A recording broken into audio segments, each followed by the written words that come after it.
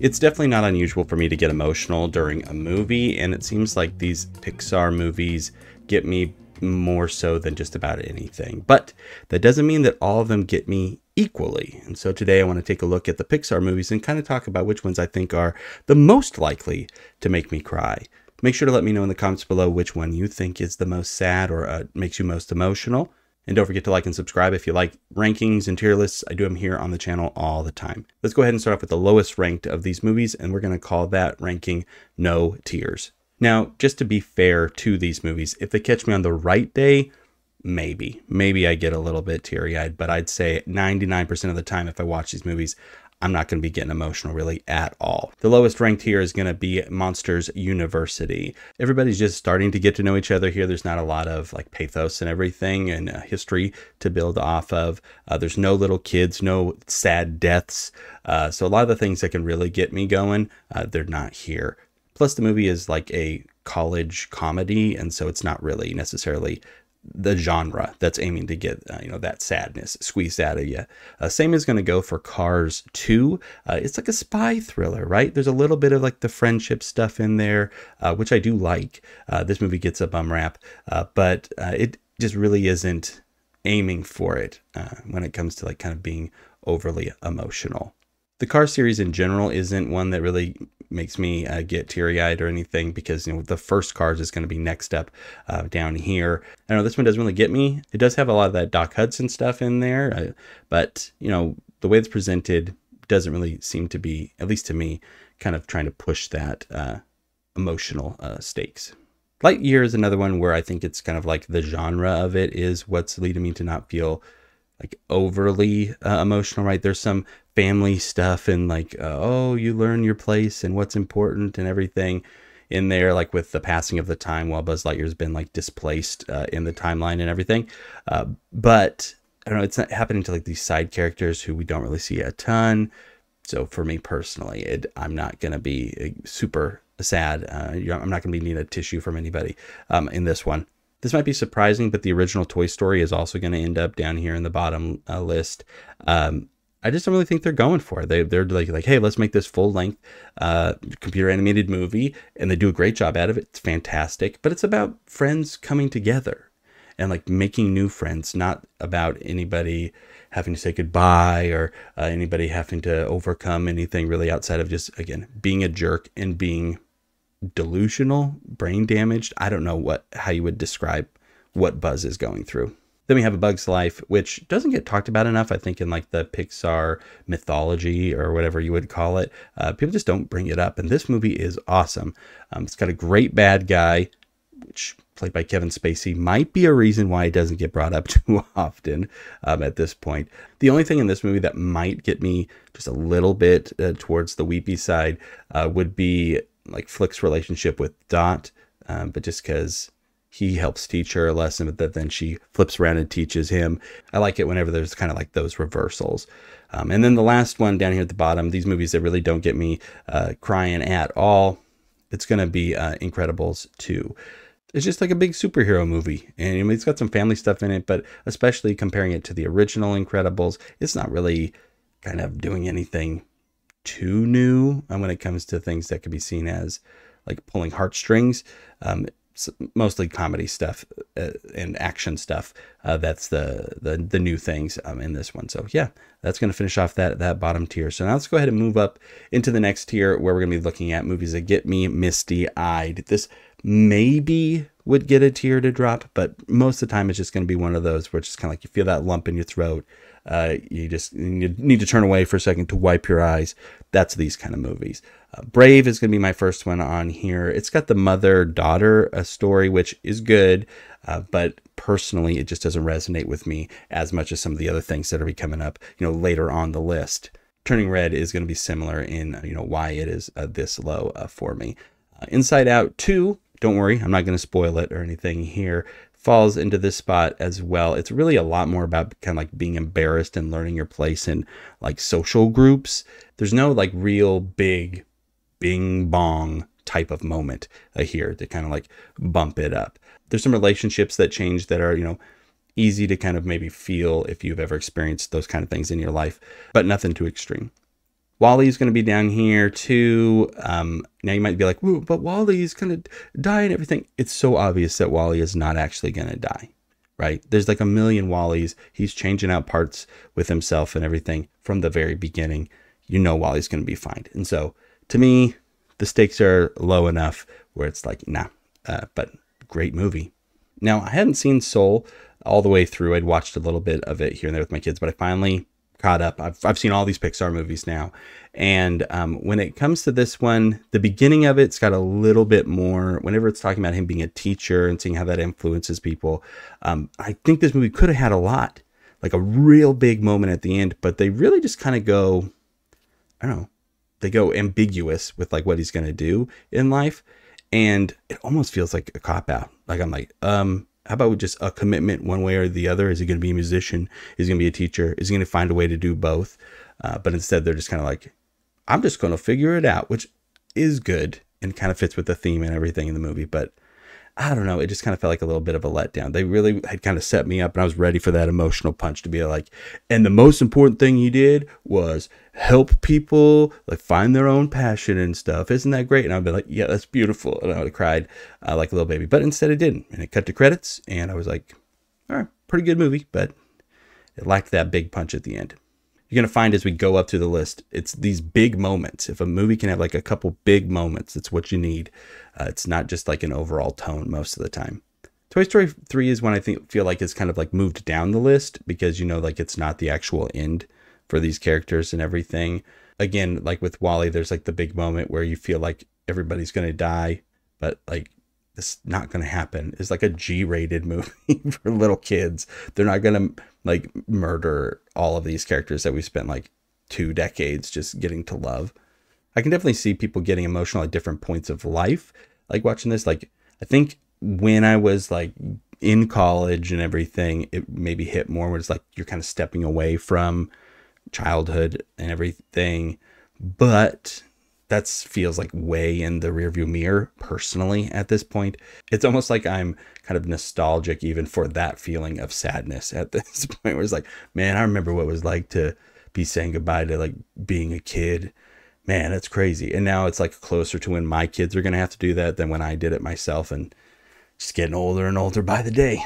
Ratatouille overall is not like a super emotional movie. I think the biggest thing for me and the moment that would get me closest to actually kind of needing to wipe my eyes is like when Remy's dad comes in and helps him at the end. He's like, man, I don't get all this stuff, but I'm here to help you out, son. And I'm just like, oh, that's so nice that his dad has showed up and is going to just be able to support his kid like this. I've found out over the last year or so that people around me, like my friends and my family, are able to notice when I'm going to start crying even before it happens, because I will whisper, oh no, to myself. And even more recently, I've noticed I started to go, oh, that's nice. And so I've essentially turned into Shirley from Community. The last one on this tier is going to be The Good Dinosaur. I put this at the top of this ranking because somebody actually dies, right? Arlo's dad dies at the beginning of this movie, and that's sad. It's definitely not as sad as, you know, the same kind of dinosaur losing their parent at the beginning of, The Land Before Time. It's not Littlefoot's mom dying sad, but it's still very sad. Moving up to the next ranking is going to be Tears Flowing. For this one, it's just kind of like, oh yeah, a tear's going to fall. You're gonna have to wipe it away if someone looks over at you and they see you crying. You're just like, yeah, nah, it's nothing. It's nothing that you're ashamed of, right? You're like, obviously this is kind of emotional, but it hasn't rocked me to my core or anything. So I'm gonna put The First Incredibles here. I think that there's the moment again where Bob thinks that his family is dead, including his young children. It's pretty emotional. He's devastated by all that. Now, it doesn't stick around too much because we know that they're not dead and that they're going to eventually get reunited and everything. Also in The Incredibles, there's like the moment where Dash runs on water for the first time, and I get a little emotional when that happens as well. It isn't always just sad things that are making me cry. It's almost more often than not moments where people are having these like self-realizations with like, oh man, I'm better than I thought I was, or I can do this thing I didn't think that I could do. Those moments are like kind of self-confidence. I love those too. Cars 3 was such a pleasant surprise. Like at that point, I hadn't seen Cars 2. I'd seen Cars 1. It didn't really resonate with me. But then rolling into Cars 3, and it's this story about acknowledging it's like, man, you're kind of past your prime. And what does that mean now? How can you still be somebody who is, contributing to society and making other people's lives better? And just learning how to, be that next generation. He becomes Doc Hudson, essentially, right? At the end of this movie, where he's like, okay, this person helped me get to where I wanted to be, and so I'm going to help this person get to where they want to be too. I think like for a lot of these movies, just kind of like where you are in life can kind of dictate like how much you're going to be just getting emotional with it. And for me, when I saw Cars 3 for the first time, I was really kind of feeling that in a number of different ways. And so, yeah, that one just kind of stuck with me. Next up is going to be Elemental, and it's got father-daughter stuff in it. And father-daughter emotional scenes, they get me. Bernie is the unsung hero of this movie, Ember's dad. I talked about him in my Pixar dad video that I put out before, but I think he's fantastic. Not only is he giving up everything and supporting his family and just working so hard, but then also being there for his daughter in the way that his family wasn't there for him, by supporting her and what she's deciding to do, even though it's not like the dreams and hopes that he had for her. So good. Finding Dory really has two things in it that make me start to get emotional. One, when little tiny Dory is lost, it's so sad because she's just such a little kid, right? And anytime a little kid is scared and lost, it gets me. But then also, like at the end, when she finds out that like her family didn't forget her, like she keeps forgetting everything just because of like her short-term memory loss and everything, but they never forgot about her, and they never stopped like trying to find her and everything. And it's just so beautiful. It's so good to know, that people care about you, and to be reminded of that. Being just completely as open and honest about feelings in this video, it feels like a dangerous thing to do on the internet, but I'm doing it. The last one in the tears flowing ranking is going to be the movie Toy Story 4. I think this is way more emotional than Toy Story 3, because I think that the relationship between Woody and Buzz, these friends who are like, man, we're going to be there for each other forever, and we're always going to support each other, and then just acknowledging the fact that it's like, hey, the way that I can be the best friend to you right now is to be like, gotta let you go, and you're gonna go and do what's good for you. And it's such a, I don't know if it's weird to say, such a grown-up thing to say, and I think just a positive message that it should be shared, right? Buzz is such a good friend, and Woody is the main character, and so he gets to be a little bit more selfish, but he's definitely, like, over the 4 movies gotten to be a way better and likable character, because Toy Story 1, Woody is almost unbearable, but by the end of this one, it's just like, oh, sure glad he's happy. That's nice. So now we're up to our penultimate ranking, second to the top. We're going to call this one Ugly Cry. So this is movies that, while moments are happening, it's like you get choked up and you're crying and you're like, like those are some of the crying sounds that I make personally.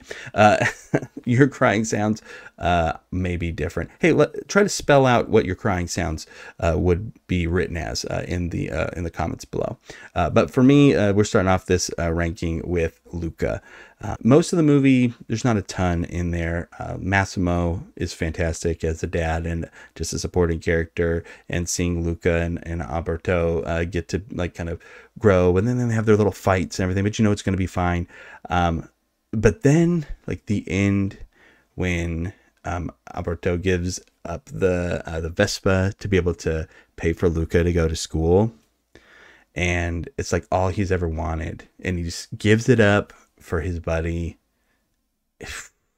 I'm not exaggerating right now when I'm telling you that, like, if I think about it too hard or try to describe it in too much detail, I could probably start crying right now. So I'm not going to do that. But like when he's cheering him away as the train is going and everything, it's like, what a good note to go out on. What a fantastic movie. I love it. Luca, I feel so bad for Luca, Soul, and for Turning Red that they didn't get those theater experiences, and that they'll forever be like the COVID Pixar movies that just went straight to Disney Plus. It's like, thank goodness Inside Out 2 is making a ton of money. So then Disney could be like, oh, shoot, I guess we better put out these Pixar movies in theaters. It's like, yeah, dummies, you better. But anyway, that's besides the point. That's where Luca is on my list.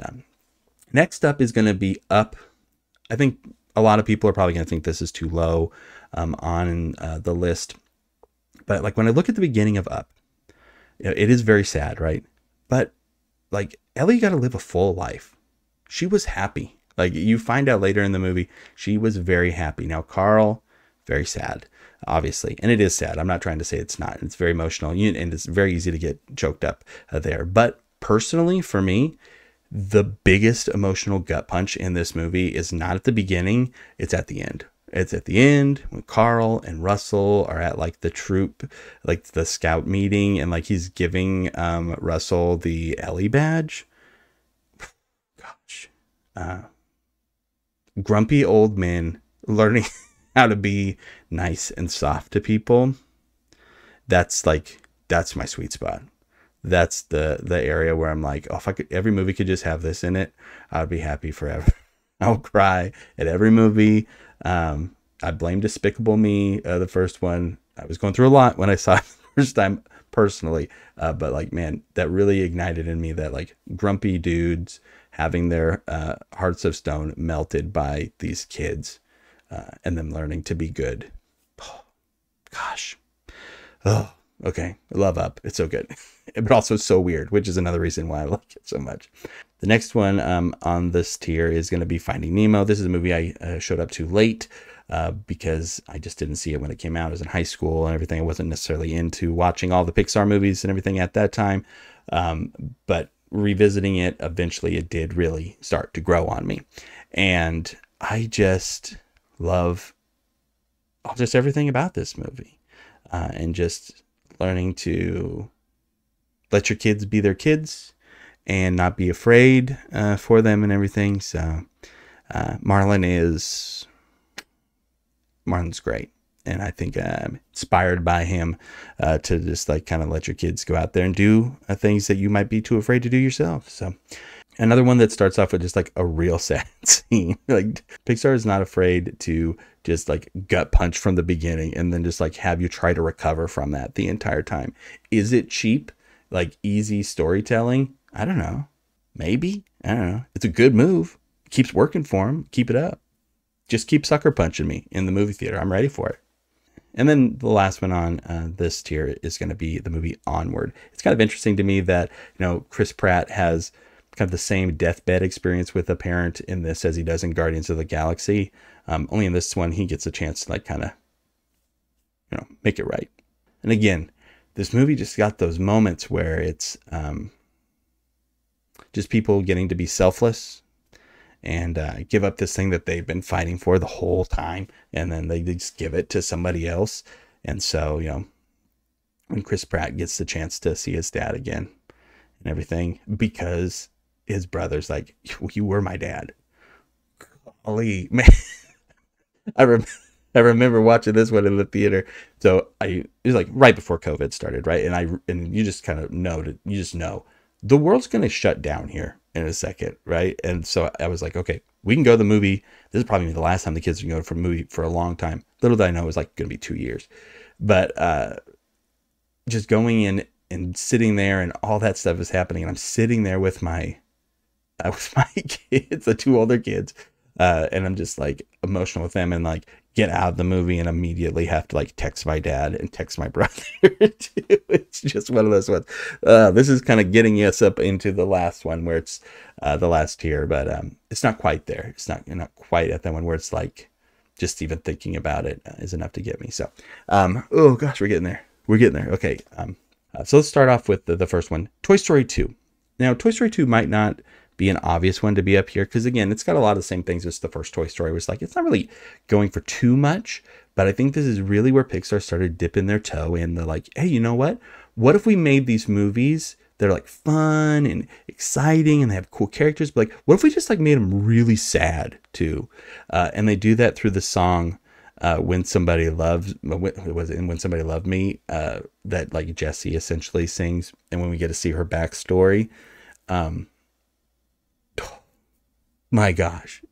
Uh, I just, I don't know. It's this. If you haven't watched Toy Story 2 in a while, put it in. Right. And this one is like, even without the context of the whole movie, if I just watched the song part of this, like where she's all like, man, she loves being around me and we get spend all this time together, do all this stuff. But then slowly, like, time just marches on. And eventually, she didn't need me anymore. And then she just gets left on the side of the road. And it's devastating. Devastating. I know it's just kind of one of those things I feel is just universal, right? That feeling of like not being needed anymore, which is like one of those things that's kind of like ever present in the Toy Story movies, because like they're these eternal beings that are going to outlive like the people who are most important to them in their entire life. So Monsters Inc. has got like 3 big moments in it for me, and they're all kind of laid out during the climax of the movie. So it's like you don't really get a chance to kind of like come down from it at all. It's you're just like, okay, the sad thing happened. Oh no. And then it's all the exciting, crazy stuff. And then while you're emotionally up here, here's the biggest one. And then like you come down from it. And then there's another one at the very end. So, Monsters Inc. So we'd say like it'd be when Sully scares Boo and he realizes like what he's been doing to all these kids forever. And it's just, realizing like, man, I've been bad. I've done the wrong thing. And just like they're real people that you're doing this stuff to and everything. Like that's a big one. And then more so though, like they go through the whole climax of the movie and then he's got to say goodbye to her. And it's the line, Kitty has to go, when she's, oh my gosh. Just when you know you have to do something that's difficult and somebody doesn't understand. So, but then you get that nice little happy moment at the end. When he opens the door at the end, she says, Kitty. Good stuff. Goodness, man. They've really figured out that early in the filmography of Pixar's like Monsters Inc. is not very far into it. And they're like, hey, yeah, this is how we can just like cripple people emotionally. What do you think? And they're just like, let's just do it all the time. Next up is going to be Inside Out. Inside Out gets here pretty much just for Bing Bong, which is crazy. Like the fact that they could make Bing Bong, this character who's like so obnoxious and just kind of like almost annoying, right? But then have his actual death also. Like people don't die in these Pixar movies very often unless it's like at the beginning of the movie and everything. Like he has his actual death, and it's so just like sad because it's also it's Bing Bong deciding to be like, or not deciding. He's known from the beginning that Riley is the only thing that matters, and just like helping her out and knowing it's all for her, and like he's got to get Joy out of there. So anyway, Bing Bong dying is enough. Bing Bong dying is enough where it's just like, okay, even all these years later, like I have to know, like, okay, I'm watching Inside Out. Inside Out's great. I think Inside Out is one of the best Pixar movies out there. But you got to know you're going to have to deal with the death of Bing Bong. And then the last movie, or the top movie on the entire Pixar tier list is going to be Coco. Coco is just so good at doing what it's trying to do. It's trying to remind us like how important family is, or how important family can be, right? And it just does it such a good job at it. Like the end of the movie, when Miguel, I have to try to say with a smile on my face so I won't think about it too much. When Miguel is like singing with his grandma and she starts singing too, and like that stuff gets me. And so like anytime I hear that song, I'll get sad. I'll get emotional. But then even the song at the very end, when it's like everything's good and their whole family is like happy and everything now, that gets me too. I'll be in the car and be listening to some random Disney mix with the kids, and that song will come on, and it's just like, oh gosh, I hope the kids don't start singing along, because that gets me too. It's my jerk kids. They like to make me cry, I think is what it is. But then also the thing is, like, I also kind of like to cry. It feels good. It feels good to get some of those emotions out and everything. So anyway, that's it. That's the tier list when it comes to the Pixar movies that make me the most emotional. Just to kind of put it out there too, because I did a live tier list talking about this, gosh, like 2 or 3 years ago. Here's my ranking for just like the actual Pixar movies as well, like when it comes to how I like them. So like there's the ranking right there for just Pixar movies in general.